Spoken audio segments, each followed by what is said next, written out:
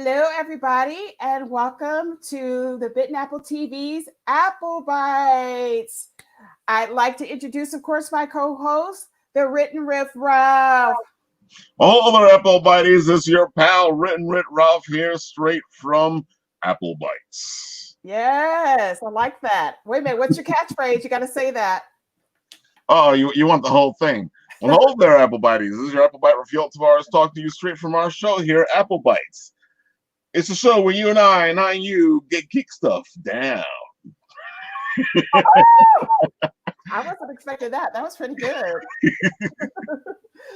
Well, welcome. How's everything been? How have you It's been doing a this weekend? busy week, and I know you feel the same way. Oh. I have to tell you.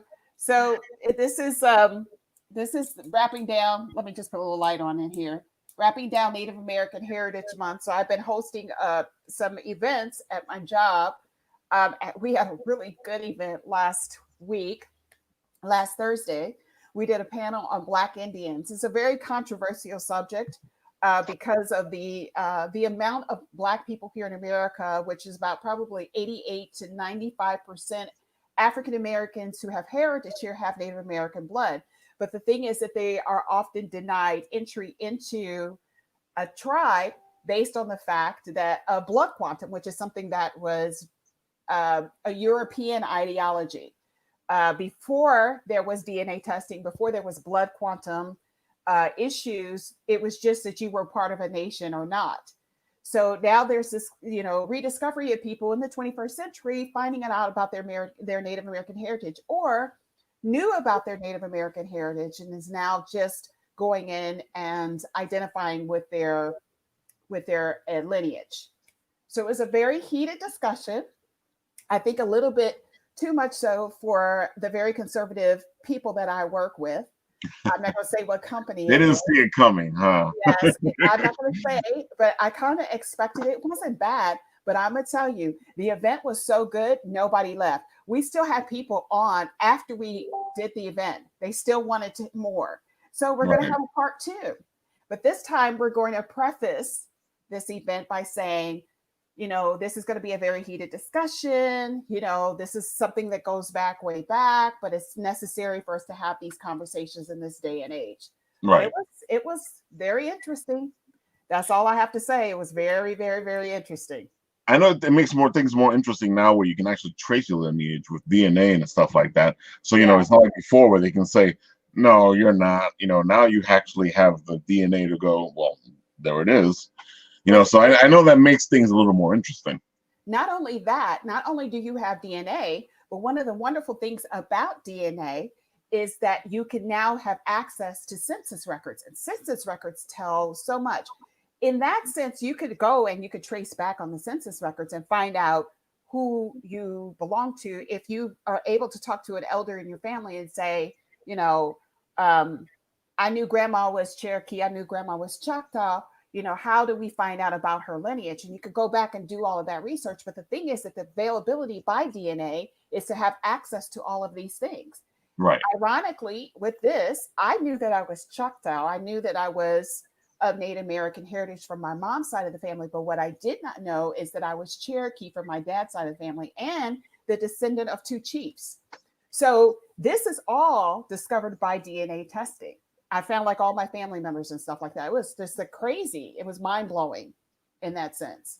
I can imagine. Yeah. That's the whole thing now. People want to follow that tree and see where it goes, to see who we are. Yeah. It's interesting to find and I think it's revelatory because you get to read so much documentation, especially when it comes to anybody that's the descendant of what they call the 5 civilized tribes or the freedmen tribes. So these are all people that were put on something called the Dawes Roll. And anybody that petitioned to be on the Dawes Roll, you can look at all of their, you can look at the transcripts from the court where they went and tried to petition to be on the roll. Right. Now, sadly, my great-great-grandfather, he was denied on the roll because he did not know the name, the Native American name of his grandmother. This is his grandmother who raised him on a res. and he didn't know her name. He only knew her by her American name.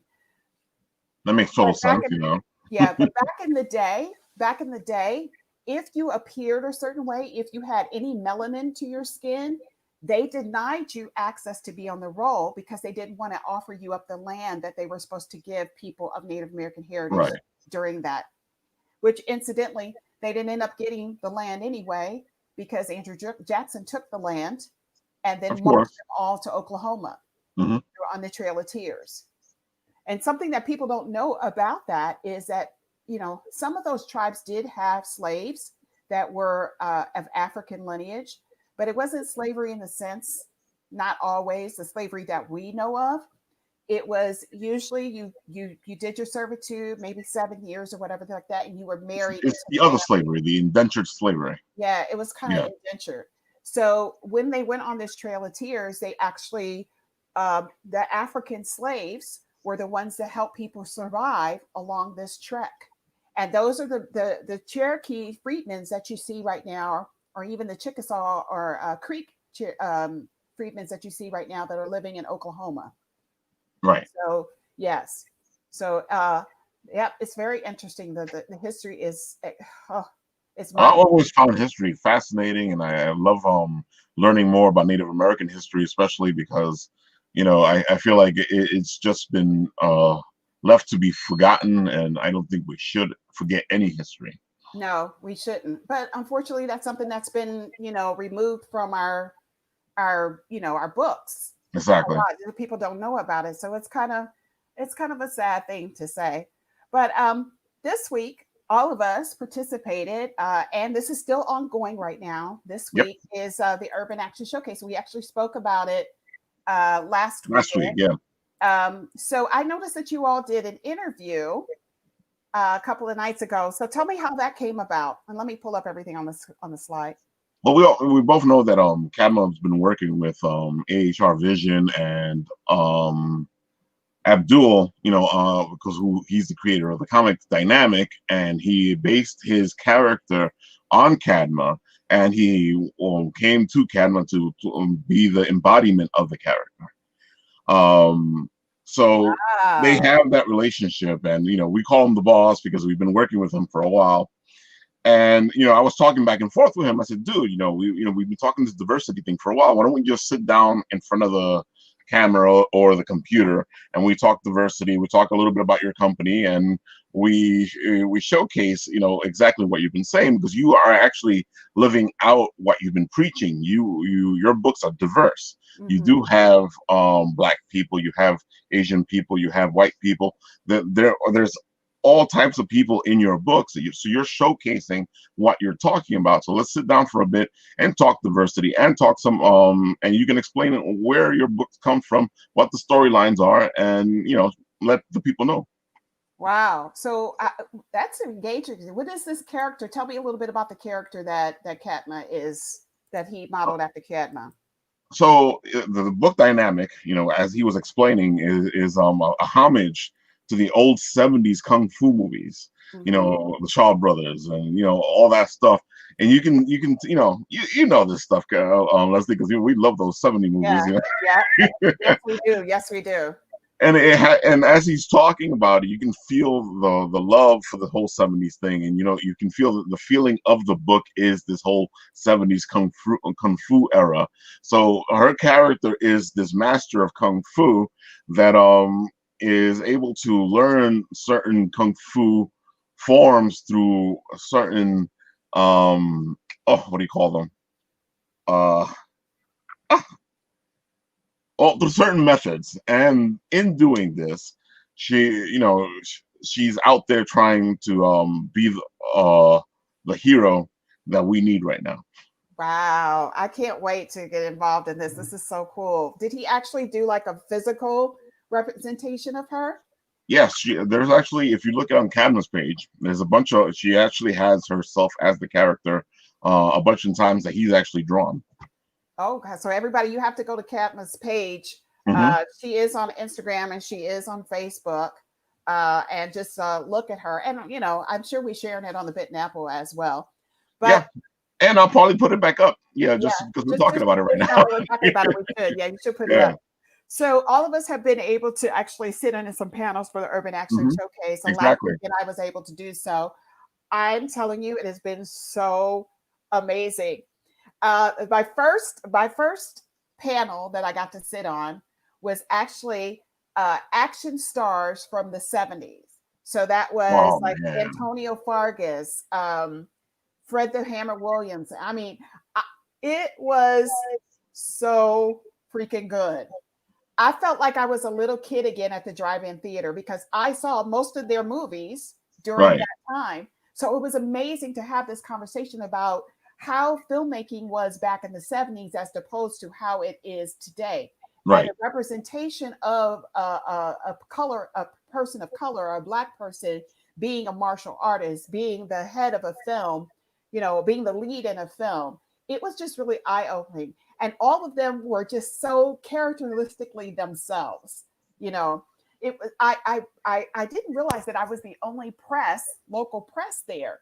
So in the format of it when you go into the Zoom meeting, and I highly recommend that if you do end up going to any of the events today, and here is their email address right here. Please sign up for some of their panels so that you can get to ask some of these people, some people that are leaders in the martial arts world, leader in martial art films, renowned martial artists, renowned action action actors, um, stunt people. This is what you need to do. You need to go and you need to register today. Today and tomorrow are the last days that they're having the panels. But I digress because I wanted to say that I was asked to be on the panel and I wasn't expecting. In the panel it says if you have a question, please ask it here. And I just assumed that the moderator, who is Demetrius, was going to talk. And oh, by the way, it is Told moderated. you. Yeah, my host is Warrington Hudlin, who I wanted to give a shout out to Warrington, who is my homeboy from East St. Louis, Illinois. So all of a sudden I get thrown into the panel. Now imagine someone who is a huge fan. All of a sudden you see your face. You were fanboying, weren't you? Your face against Antonio Fargas, Warrington Hudlin, Fred the Hammer Williams. And I was like stunned for a moment. And then I had to ask my question, but it was really pretty funny. And then my second panel was just heroes of martial art films, which was Michael Jai White, Billy Blank.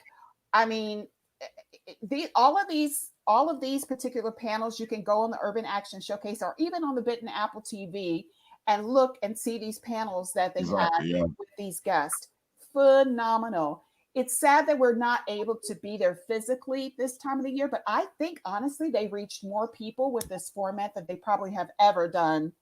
I feel like you get a more personal feel because you actually get like you're saying you thrown in there with the rest of them, and I know you must have been like, oh my god, I actually met them. I'm actually here. I'm actually talking to them. Right. It's just incredible. And he kind of and Demetrius kind of put me on the spot because he said, I have somebody here that has a female perspective. I was like, what? Me?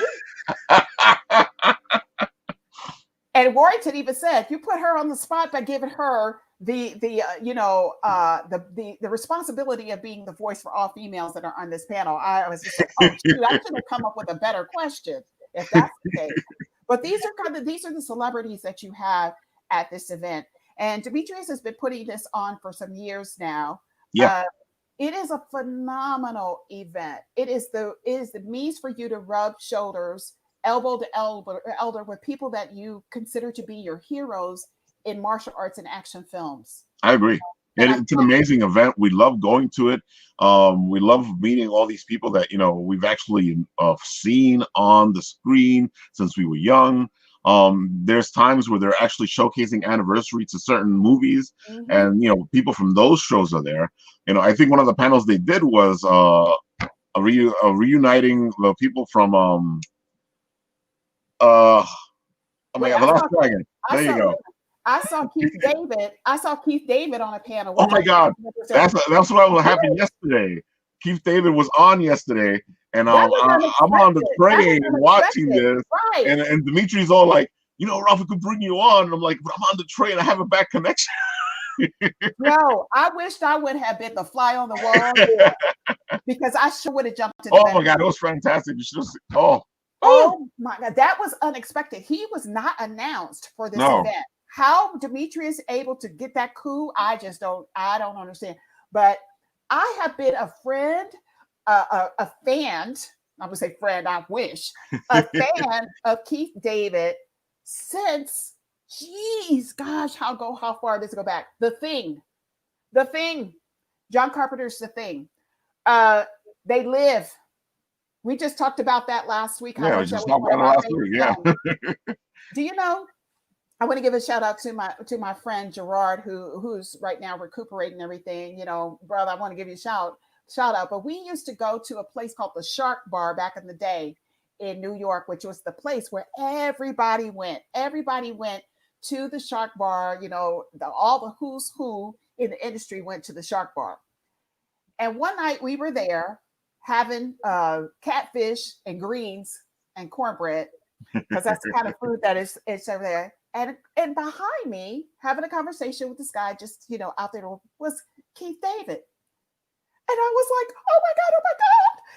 Nobody at my table knew who he was. Nobody. I was like, what's wrong with You y'all? know who it is? Yeah, exactly. How do y'all not know this man? How do y'all know the voiceover actor? How do you not know him? And so my friend Jerome was encouraging me to go over to the table and speak to him because I was a budding actress at the time, and I just was like, so nervous. I was like, I was just, I wasn't that definite about where I wanted to go as an actor at that time. So I just was too nervous to go up and talk to him. But I'm looking at him like he's a piece of juicy meat.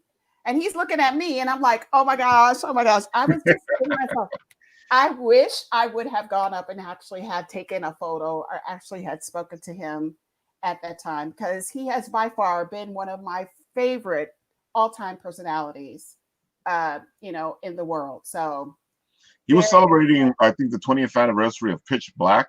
And yes, I really loved him in that movie because he was like the voice of reasoning in that movie. Yeah, and what a voice! He was like in that he was like I feel that there was like a Muslim theme there as far as his character was concerned, or whatever planet they were living in on the time. He was kind of like an imam. It felt like that, yeah. Yeah, he was an imam. So he was a voice of wisdom. He was somebody that kept history and everything like that. He was just amazing. Well, I guess next year we would have gotten Vin Diesel because that also is one of my favorite movies as well. But I'm satisfied with Keith David. I just wished I would have been able to get into that. I was happy I was able to catch it as much as I did, even though my phone was giving me the finger. No, it would have been bad if you were trying to do it on the train. Oh my God, I can see it now. So, I want to know voiceover acting. Yeah. No. That would have been a bad look for the Bitten Apple TV. But anyway, we've got to move forward because we could stay here in this moment for a long time. We want to introduce our first guest or our guest today. So let me just read a little bit of bio about our guest. He is what you call a pyrographic artist and photographer from Queens, New York. He considers himself a life learner, constantly evolving his craft by challenging himself through different mediums and projects. And as a pyrographic artist, he practices a unique approach using a blowtorch and palette knives to burn amazing detailed images into wood. And it is amazing.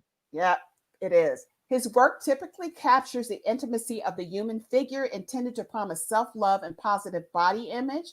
He also enjoys burning images of pop culture, specifically characters from comic books and graphic novels.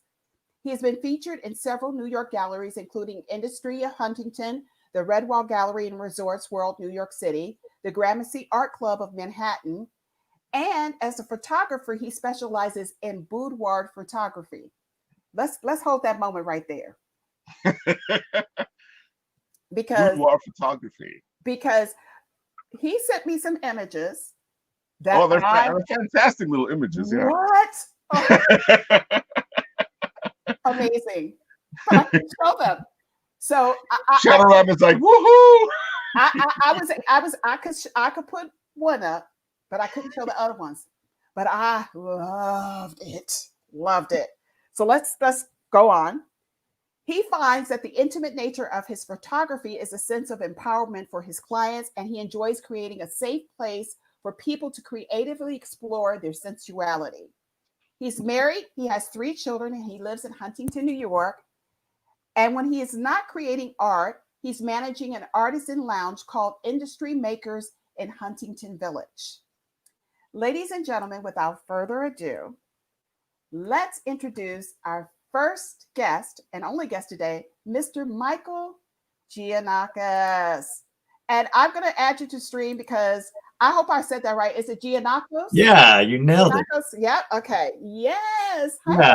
how are you? You were talking about, I'm good. You were talking about lineage, and so Gianakos is not. It's not actually my last name. It was changed when my family came to Ellis Island, and no one could understand my great grandfather. So it's supposed to be Gianakos with a Y and multiple N's. So you nailed it. Yeah. but one thing that we can agree on is it is Greek. It is. Agree on that. Yeah, that's the first thing that pops into my head. So I'm like, it has to be Greek. Yeah. Which is a wonderful thing about the Greek culture is that you could tell by somebody's name that they're Greek. Yeah. You know. Yeah. There's no S. It's a done deal. It's a done deal. It's a done deal. You already know. You already know. Well, welcome. Thank you so much for being here. We're so excited to have you here.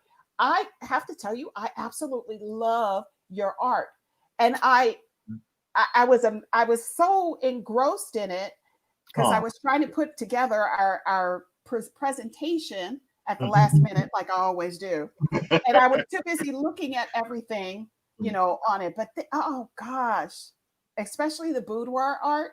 Oh, thank you. Yeah, yeah.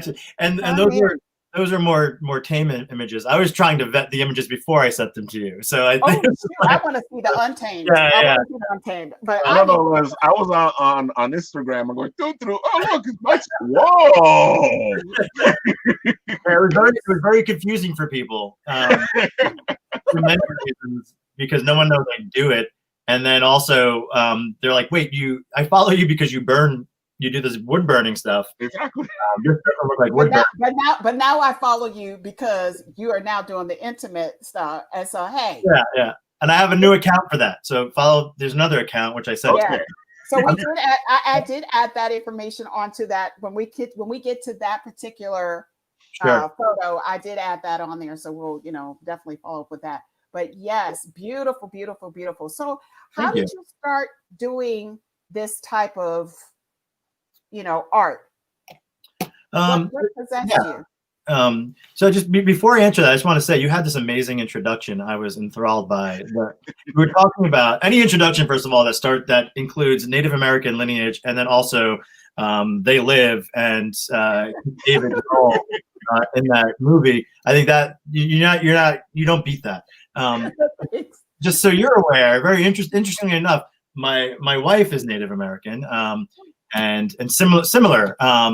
My gosh. Her grandfather is Cherokee, an African American, and her father's Jamaican. She's Jamaican, Cherokee, African American, Irish, a whole bunch of other things because of slavery over in Europe and the migration there. But interestingly enough, we tried to kind of connect with tribes and figure it out because unfortunately her grandfather passed, and we got denied as well. So we didn't. We didn't get have her talk to me because I have connections. Great. So we will definitely have a conversation off this. Definitely will. It was something that we've always. I was a sense of pride for the family, and then when they found out they can't really trace it, they kind of hit a wall. And my father-in-law did the whole. He could trace back all the way to like the early 1800s. He did the whole DNA thing, but he was on that before DNA. He was doing the genealogy stuff and finding records and going through old newspapers and things like that. So I just want to say that was a really cool kind of intro because I'm very connected to that. So I'm going to share that with her as we're done. What we say in the Native American community is spirit recognizes spirit. Sure. And it's very interesting because since I've been on this journey and let me just say, I want to preface this by saying that normally this wouldn't have been a big issue for me. I've always known that was in my family. And even when I took my DNA test and everything, I always knew that was in my family. But something something happened in my family. First of all, I lost my mom about 3 years ago. And in that, losing my mom and her husband also, who were two people that I look to, that are representative of everything that I am, everything that my being and everything like that. And I still have one uncle who's still alive, but my family is diminishing because they're getting old and they're up in age and they're getting sick and everything like that. Something just overwhelmed me to find out more about who I was and to make sure that my nieces and my nephews, because I don't have kids, understand what they come from, who they are. Yep. This is not an issue of me trying to get tribal membership because of casino money. I make a living on my own and I don't need anybody's casino money. And probably by the time the ways that it's been divided, you probably will get $2 to your name now with that. Ain't nobody going to a casino right now either. That's another thing. Yeah. So the other thing is that I just want to know my heritage. I want to know where I come from. I want to know my people. If I have cousins there, if I have people on a res somewhere that need me to assist them, that's where this is. This is all about me owning the sum total of who I am. Yep. So it's a very difficult journey for people who are of African American heritage that know this lineage exists in their family. And the thing is that so many people that were Native American look like what we look like now, that during that time, it was better to be Black and to identify as being Black and put on a census report that you were Black than say that you were Native American. So some of us are like full blood something, and there is no such thing as blood quantum, but I'm saying that your heritage, it's such a difficult situation right here when it comes to DNA, because what is identified as Black or African American today may not necessarily be what it is. It may be that you were actually Native. Yep. So it's just Sure. The lineage of Black people in America and the indigenous lineage of people in Black America is something that is deep, and it goes back 50,000 years. So it's a very interesting concept, but please have her contact me and I will discuss this further, and I will help her. I definitely will. And good on you, and good luck on your journey. Everyone's entitled to be able to trace their history. So. Absolutely. So let's go forward. Let's talk a little bit about you and your work and how you started burning. That did you start off as just an artist, initially, and then you decided to use that as a format, or how did you do this? Yeah, so I always had a talent for art when I was younger. I felt like I didn't do many things well, but I could draw pictures, and quickly got kind of directed that way by my parents and loved ones, like, oh, my friends, like, oh, you're really good, you should pursue art. And I did. I was, as a high school student, I was more about self-discovery and socializing, and really I'm a very social person. I didn't think school was for me, so I went to art school and hated it. I didn't like it. I felt other people's, I felt my art, or what I thought was art, was not being honored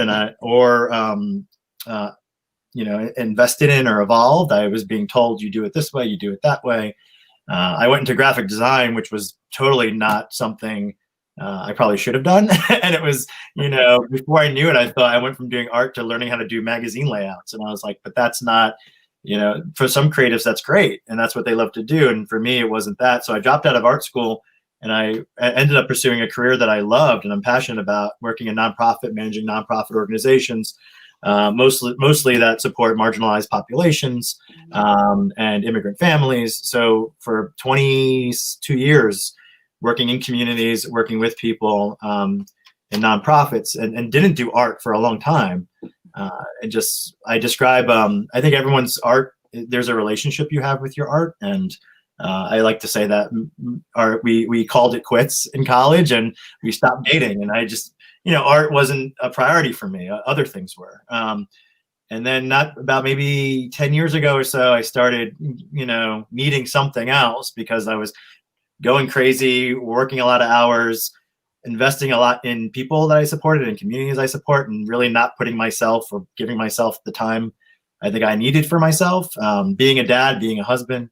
And then, my wife was like supporting me, was like, you should do this because when you're creating, you're a different person, right? You don't want to lose that part of yourself. So I just started creating again, and I decided I wasn't going to do things that I went to art school for and was told I'm not good enough to do, or do it this way. So I searched to find the art that no one does so that I can't be compared. And I stumbled into wood burning, and I was like, okay, there's a community that does wood burning. So I started doing that. And then I realized I wanted to try using blowtorches and doing it different. Because there was even less people doing that. So started using the blowtorch, working bigger, and became kind of addicted to it. And for me, I was able to reconnect with that relationship with my art, my creativity, and now we're in a happy place together. So you do stuff that's like pop culture, superheroes, that kind of stuff. Mm-hmm. Is Sure. that because that's something that you personally like yourself, or you just did it because you know that there was a need for it from a fan perspective? No, I mean, definitely. I love comics growing up. I loved animation growing up. The 95 X-Men cartoon was, Oh, such a big yes, influence in my life. yes. So like, I would watch that and just try relentlessly to draw like that and to draw those characters. Like everyone, we're all, just a big nerd about it, and love that I could still celebrate it. And I have 3 kids now who love it. And, my daughter is a big Shuri fan. She cannot wait for Shuri to take over the mantle of the Black Panther. She's just counting down the days. My son's a big Spider-Man fan. So, being able to connect that way too, and kind of relive and re-experience your childhood through your children. Pretty amazing. So, I went to a comic event, and the first person I met was Louis Schaefer, Shadow Rabbit, who I'm sure you know. And, I walked in the table, and there's this dude with this long ponytail. I hope he watches it. And he's just making stuff out of it. Yeah, he was the first person I saw, and I was like, "What are you doing?" And he was like, "This is what I do." And I didn't even realize. I was like, I thought there would only be illustrators here and comic book artists. And he was like, "No, I'm weird. I'm different. This is what I do." And then I realized, okay, so maybe I have a place here, because I didn't see anyone do what I do. So then I started really delving into doing. I've never done comic book characters with a blowtorch before because the detail it needs. So I started learning how to do more detailed pieces with a blowtorch, and people love it. It's well received. So I'm happy about that. Yeah, it looks good. It looks amazing. Thank you. Yeah, it definitely has a cool look. Yeah, definitely. Most people don't know. They think it's a paint or drawing, and then you tell them how you do it, and I think then they become even more interested in it because it's something that it's hard to kind of envision how it works. That's why I try to post videos, and I try to share time lapses of me doing it so you can actually see the process, and people are like, oh, okay. And we do actually have some video. I want to share that. Let me see if I can share it. Well, Leslie's sharing that. Shadow Rabbit's on the side going, "Oh, my love, homies." Yeah. And he said, Mike walked in and burned the place down. Yeah. That's hilarious. And that's why I only go to those things because of people like him and people like you. It's like, for me, it's about the hangout. For me, it's about hanging out with everyone and just nerding out together and supporting each other.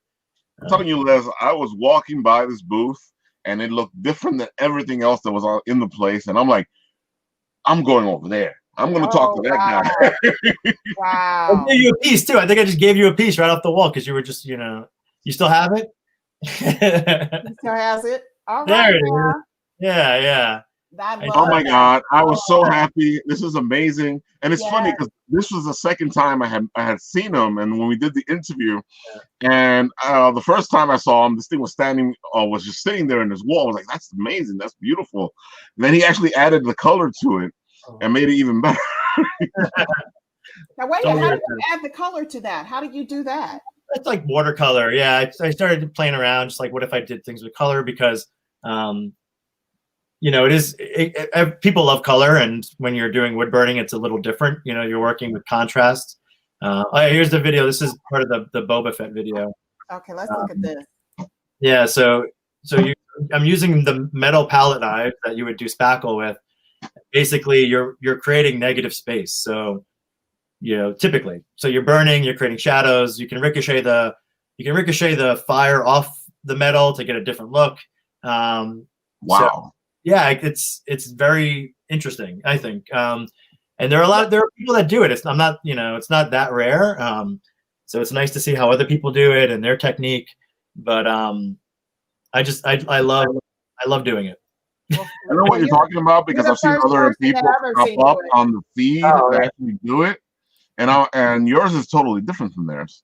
Yeah, most people use and I did too, like a pyrography pen, like a soldering iron, and you draw with it like a pen, so you're burning and drawing, which I do that too. That your piece is done that way. I think this is just very different, and it also, I have ADHD, and I do these very quick because you can't take your time when you have a blowtorch and you're burning things. So I usually finish the piece. I have to ask you. I have to stop you. How many times have you burned yourself? Oh, 6 probably 6 times. That's good. Yeah, not terrible. The worst was I was doing it on my couch, and it was super late, and I fell asleep, and I burned a hole right through the couch. What did your wife say about that? Oh, she was not happy, and she reminds me all the time. She just reminds me. She tells me the price all the time of that couch. She's like, it's not just the couch now. It's the couch and the price tag afterwards. So I got the point. I got it. And so like what a good wife would do. She goes tell you how much it costs. Yeah, exactly. Definitely going to tell you that. Wow. So I know you were saying something about you also like to do body forms, which is really a classic form of art, sure. if you think about it. There was I did a whole show, and it was all hands. It was all hands interacting. I think you showed a picture before of it. And so the entire wall was lined with these 2 by 4 feet plywoods with hands doing different things. Hands holding each other, hands reaching out for each other, hands touching each other. Like those. And that was the first show I did, where I was presenting these. And I sold all of them from the show after several months.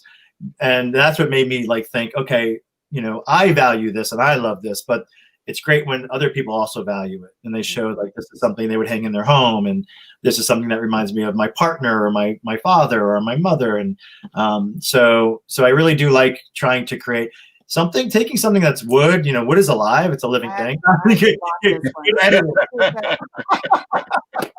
Yeah, I had to block it, but it's so gorgeous. I gotta admit, that is a great piece. I was crying that I had to do that because it is so gorgeous. So that piece, interestingly enough, so I read an article. I was reading an article with Simone Biles, the gymnast, and she was talking about body image, specifically young African-American women in gymnastics, and how they have these chiseled bodies, and people think that, they have positive body image, but they really struggle with it because they're so strong and in her own words, masculine, right? But they're not. They're some of them are not. That doesn't mean that's who they are. Some of them, they're women. They want to feel and present themselves, as women. So there's this whole article about the issues with body image in sports and females. I created this piece. This isn't her, but it is a gymnast's body who modeled, and to show strength. And if you don't have that black box here, it is a very strong body. So it was just those are the things that I guess inspire me a little bit of that social consciousness that we need to understand that no matter what you see, right? You may think someone looks fantastic or is healthy, but that doesn't mean they necessarily feel that way. So that piece that sold 3 days later. So people love hanging nude art in their homes, and they're now more than ever. They want to celebrate the body. They need something to look at if they're gonna stay home. Well, I mean, yes, you need art to look at, not a body. You need art. The thing about nudes, and I absolutely love nudes, is a little long secret. I actually did a nude photography shoot. I actually did one. Fantastic. Well, Were first of you all, the photographer, or was it your shoot? You were the model. no, I was the model. Great. And the thing is that it was very liberating to do it, but actually seeing it, because the artist was doing light and shadow in photography, it was really empowering for me to see that. And I don't think now the human body is such a beautiful thing, and you know, and definitely God created, that actually seeing these images, it was not objectifying in any way. It was just looking at the body as a whole, how beautiful the body is.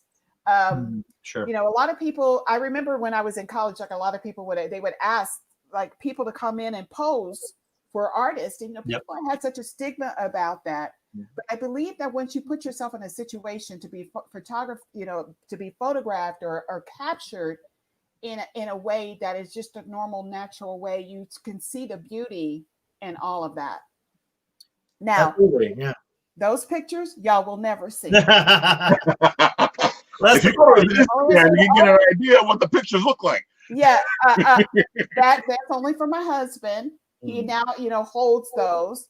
But I'm sure that one day when I leave this earth, somebody's going to come across those beautiful photos, and they will have them somewhere, because they are absolutely gorgeous. Yeah, they're absolutely gorgeous.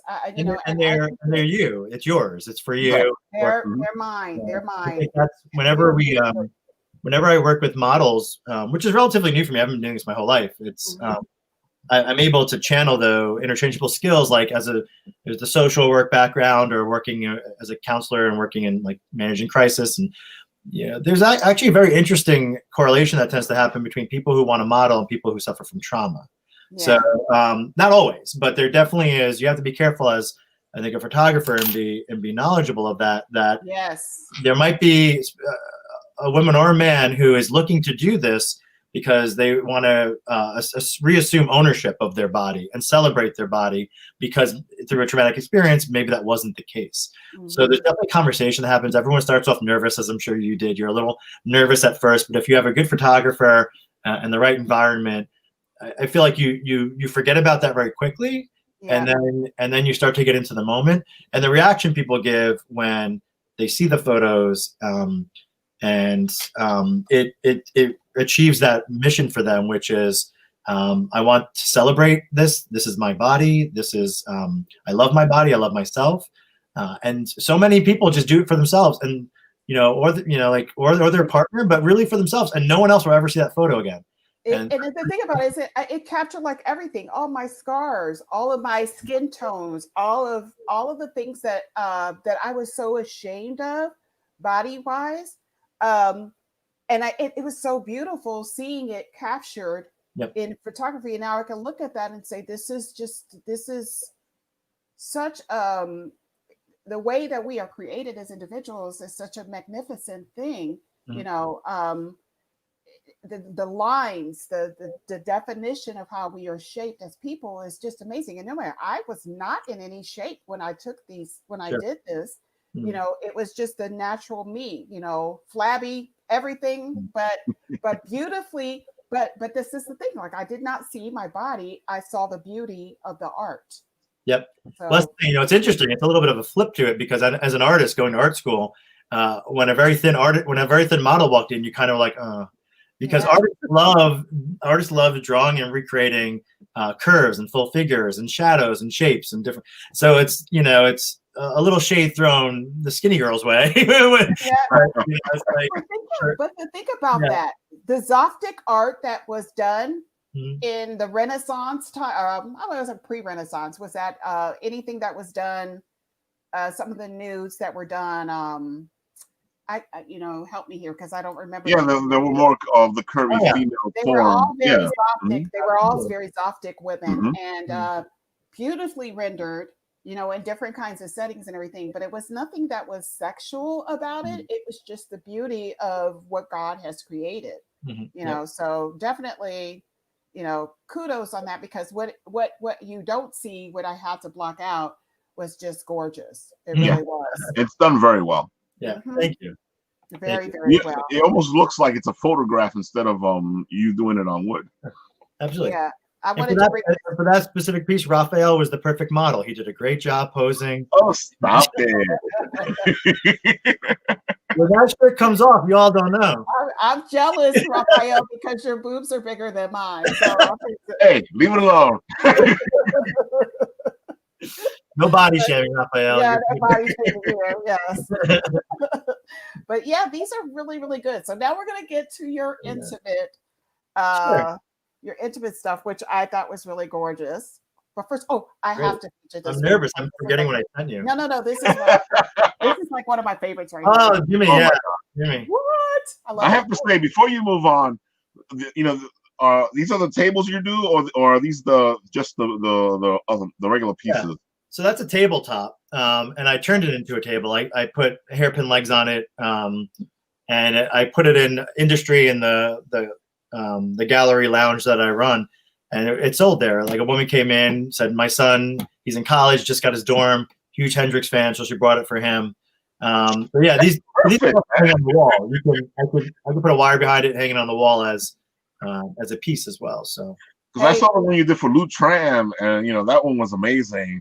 And I was like, oh my God. And I started seeing all the other tables, and I was like, oh. Yeah. Let me just say this too. So little known history about Jimi Hendrix. He is Cherokee, by the way. Yeah, look at that. And everybody pretty much within the Native community knows that he's Cherokee. I would highly recommend you all watching a movie called Rumble, The Natives Who Rock the World, or The Indians Who Rock the World. Rumble. They give like a whole thing of all the people who have Native American heritage that have influenced rock music. It is such a good documentary. Please, please, please check it out. But yes, Jimi Hendrix is Cherokee and Black. Yeah. Amazing. I didn't know that. Thank you. You are very I welcome. get to share that. Pretend like I know it. We're like, and now So let me just show some of the for some reason this is missing. But anyway, I'm going to show just one of the pieces, and you can tell everybody what we'll add this in post as far as anybody that's looking at some of the intimates. But I'm going to show this one real quick. I've always liked the name boudoir. It's so much better than what people paint it as. Sure. Oh, that is a great shot, Leslie. So that's a good choice. These shots are freaking amazing. Thank you. Yeah. The interesting thing is this is art capture. This is art capturing art. This is shibari is the art of Japanese knot tying, and it's an intimate art. So there's a tyer and a person who gets tied. So the artist I work with, whose name is Ace, and I'm blanking. If it's okay if I give his Instagram out? Sure. Yeah, if I say that now, he's the shibari artist, and it's Ace ACE_KT2. So he does shibari with models and literally is tying them up. And he makes shirts, he makes corsets, he makes bras out of rope, and the different knotting and the different intertwining of the rope. So that's his art. He does that. And we decided we'd be working collaboratively over a couple of weeks to do a photo shoot of his art. So I've got a lot of photos of him in process. I've got a lot of photos like this that are staged after he's done the tie. And all these models, there's a duality to it. The models enjoy and love the feeling of being tied, and then is that a prerequisite of the model being the one that she has to be into shibari, or it's just a random novel? They know that this is what they're going into, and it's I think I don't know, like if it's to get into it a little bit. I think it's more of a dynamic, a power dynamic. So the person being tied is typically surrendering themselves to the person who's tying, right? There's a lot of trust involved there. It's ropes. It's an intimate, like someone really, engaging your body intimately. And then the person doing the tying really assumes that role of the leader, right? And is really like, I'm going to create. That's the painter, but with rope. So I think the prerequisite is just not that you've done it before, but that you're okay with that relationship, I would say. That makes sense. Which is kind of the premise of anything that kind of a bondage relationship that is. Yes. Or the Yeah. person that is You have to actually be comfortable. Yeah. yeah, you have to be comfortable with each other doing that and stuff. I never knew that there was such a thing as shibari, that there was actually this rope tying type of method. And is it the rope actually tied a certain way, or is just the wrapping of it itself? Yeah, I'm not educated to probably talk it, but I would say if I was watching it and capturing it, there's definitely a style and technique that is learned. You know, it's not just I'm going to take this rope and figure it out. I'm going to do this. I'm going to do this. You know, there's what you don't want to. What I did see, which was interesting, is Ace, who's doing the tying, really making sure he's not harming the model, because you don't want them to feel too constricted. Sometimes the rope's too tight. So there's communication. There's like, how does this feel? How does that feel? You know, it's an art, and it's there. He does classes on it. It's something that you need to learn, because like anything, you don't want to step into it and be unsafe. He's actually doing a class at Industry in Huntington Monday. He's going to be doing a beginner's class. You know, it's not like that photo. It's not like this, you know, like movie. Elaborate layout. Where do I stand doing it? Shades of gray. No, it's just couples. It's couples that are like interested and want to, you know, it's just like if someone went to a cook your own meal night, right? And there's a chef that's got to cook. It's a little different, right? You're going and someone's going to teach you how to be, if you want to be the tyer, you to tie, and you to be the recipient, how that works. These women are also incredibly, you know, there's a correlation between the tying and then hanging. So, you know, they have these, he has this thing called an A-frame, where after he ties, he can have you hang from it. And they're in these poses, just like she's on that bar, she can be hanging from a frame, spinning around in a room. And it just creates this amazing, like, artistic piece. And they have to, you know, have a certain amount of stamina, right, to hold a pose, to kind of the muscle definite kind of like lock into a pose and hold themselves up. So there's a lot to it, you know. It's very interesting. And like anything, I think when people hear it, like when people see the pictures, right, they're like, whoa. Like, first of all, they all thought I was the guy in the pictures because we kind of look alike. So that was completely, like, I had family members like, what are you doing? Right? When did you're tying people up and photographing it and sharing it? And it was like, no, he's a different dude. Like, I'm just telling his story. That sounds like the beginning of a villain there. You're tying people up and photographing them? Yeah.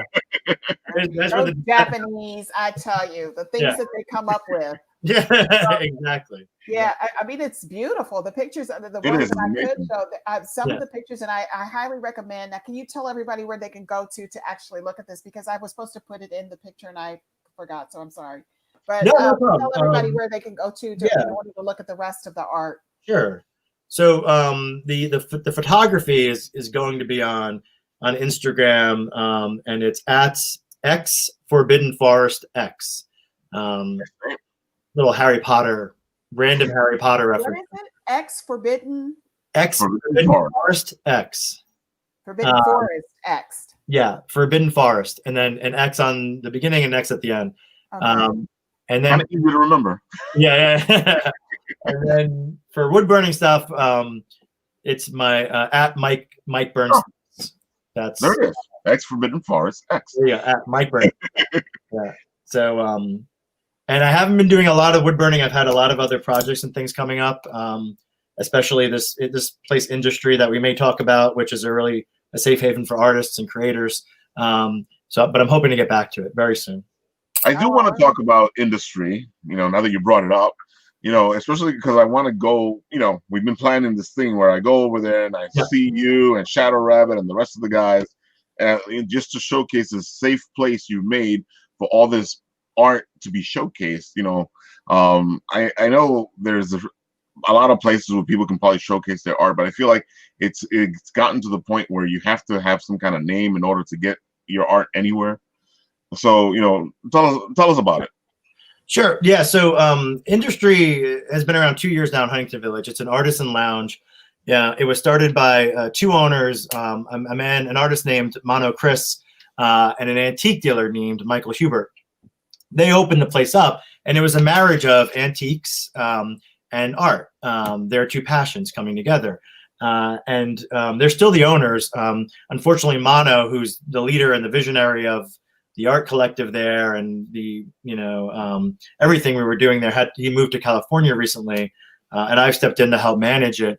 But really, the goal was what started off as a retail store for antiques and art turned into more of a community space for artists. And then leaning into that, we developed a membership for artists so that they can hang their art at industry. They can have free shows in the back of industry. We have a gallery in the back, so they can have their own shows. They can hang their art. They get wall space.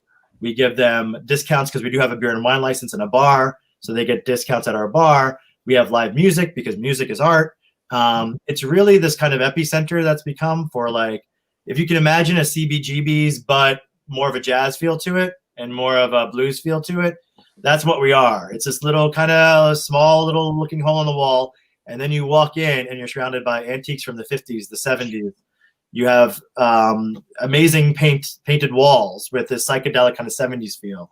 We have a stage, and it was all built by members. The stage was built by members. The bar was built by members. So all the artists kind of work together to create this safe space for artists. The artists do a monthly fee. So it's $75 to help keep the rent open. But for that, it's their space. It's their gallery. It's their home. It's their sanctuary. We've really been, with everything going on, we've survived. Like, we're in survival mode right now because we are a very small business.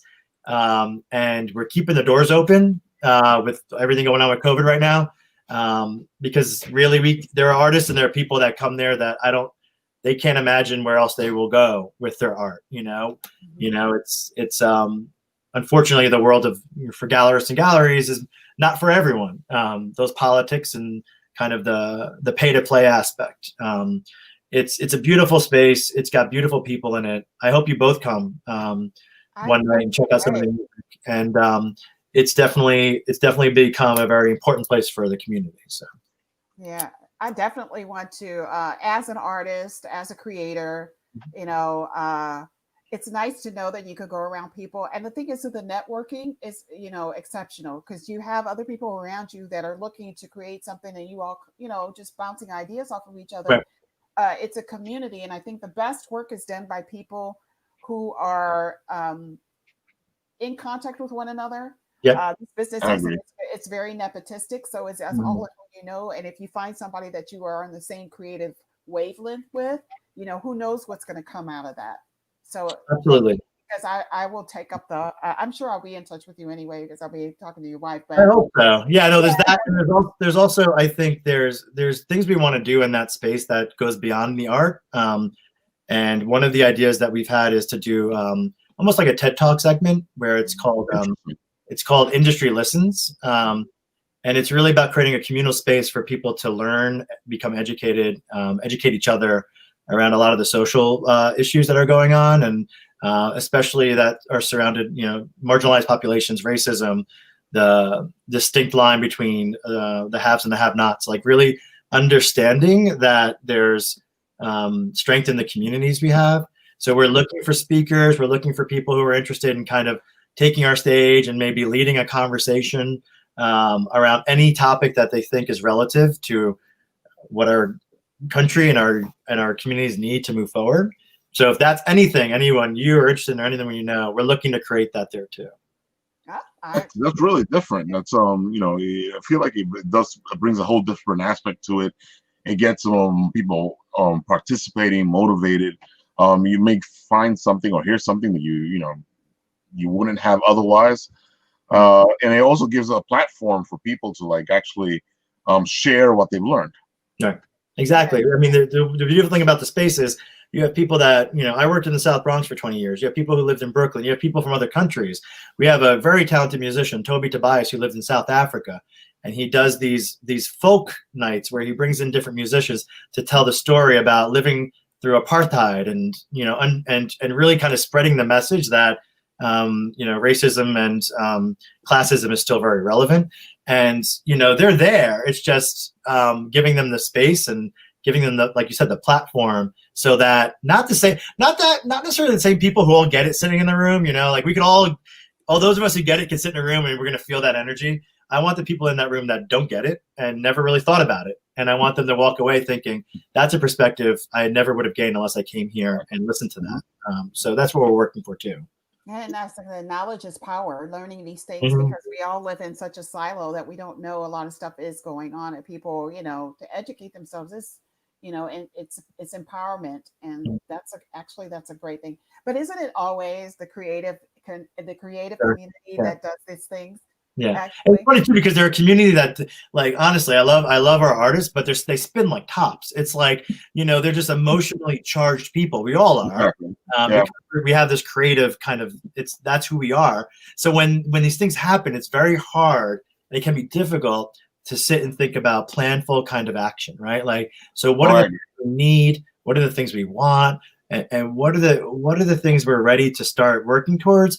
And what are the spaces we just need to have just to listen or to talk, or not everything needs to go somewhere, right? Like something just exist as they are. So we try our best to keep people engaged with each other and connected with each other. This election was very hard for everyone. And I think I was very happy that I had that space and those people, and we had our little sanctuary that we can retreat to and have conversations. And there's still a long road ahead, but it's really good to feel, to see people who probably always felt isolated or felt alone, to now be in a space where they can look at others who have similar thoughts and have similar aligned thinking. And then not only talk about it, but then say, well, we could do a show, right? Or we could do this, or we could have this music event, right? Or we could have, like, we have a space and we have people and we have, an audience, so let's put it to use. Sounds good. I'm there. And give me any reason to come to Long Island. So, well, yeah. Where are you? I don't even know where are you? So are you in? I'm in New Jersey right okay. now. You don't have to. I have lived. My husband is from Long Island, and he'll never let me forget that I made him move to New Jersey. Bring him back out. Yeah, let me know what music he likes. I'll let you know when there's a good band. You come out. We still have family there. We can definitely go out and visit. We go there often, but I miss it there. Having lived in Lynbrook for 7 years with my roommate, Rob Anderson, shout out there to him and his family.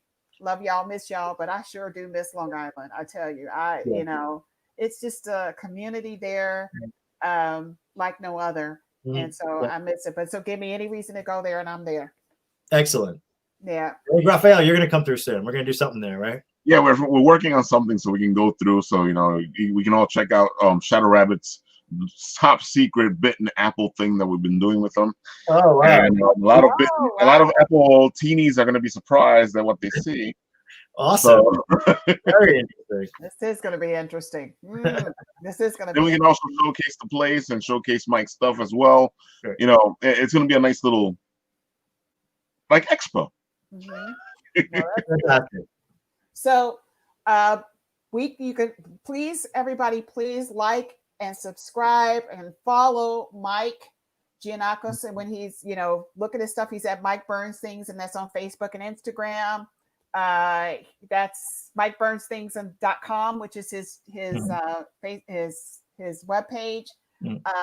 And look at the intimate boudoir art that he has also, which is phenomenal. I highly recommend that you go and look at it. I know you're being nervous about it, but I'm telling you, as someone who loves it, looks really good. Yeah, it's just beautiful. Yeah. It really is.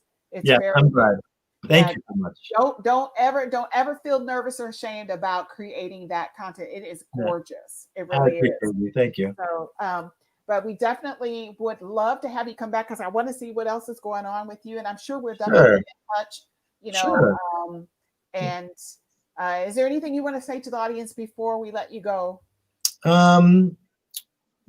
Just that I think if you're a creative, I just know that there's spaces out there, there's places out there for you. You're always welcome to that industry to come by, Industry Makers in Huntington. I think if you were interested in really just connecting with other people and also evolving your own art, come by and talk to us. You don't have to be a member to be in our space and to benefit from the space. Right now, I think that's my goal, is to get as many people to experience industry as much as possible, because you never know how long these things will last, these experiences or these places.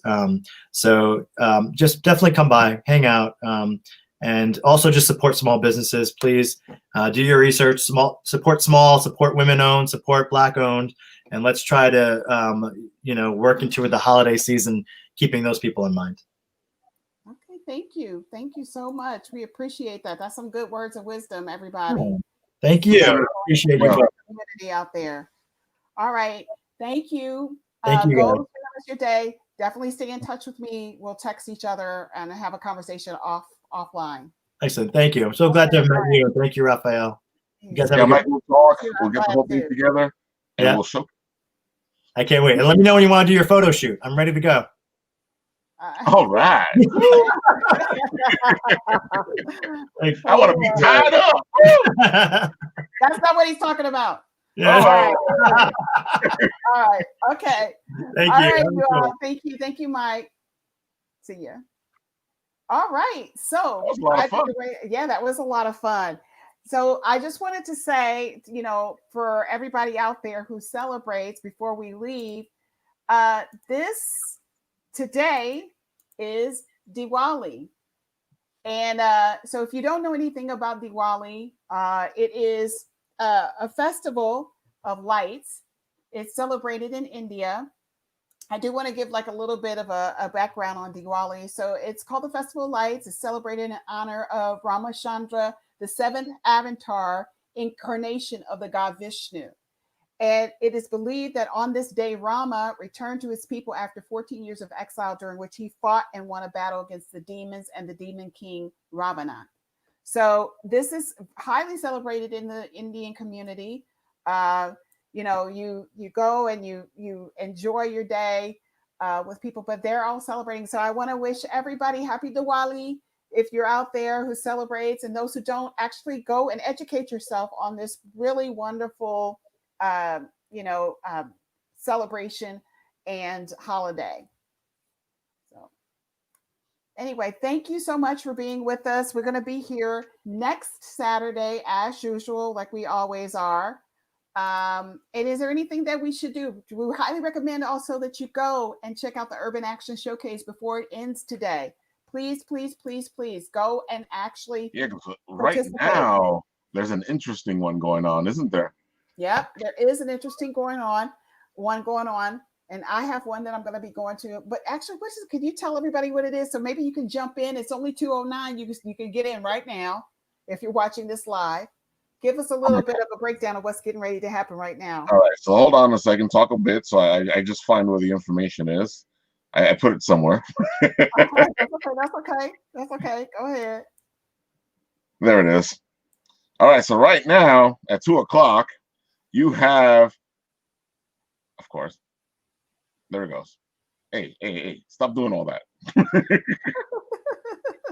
I just want to give the information. Here we go.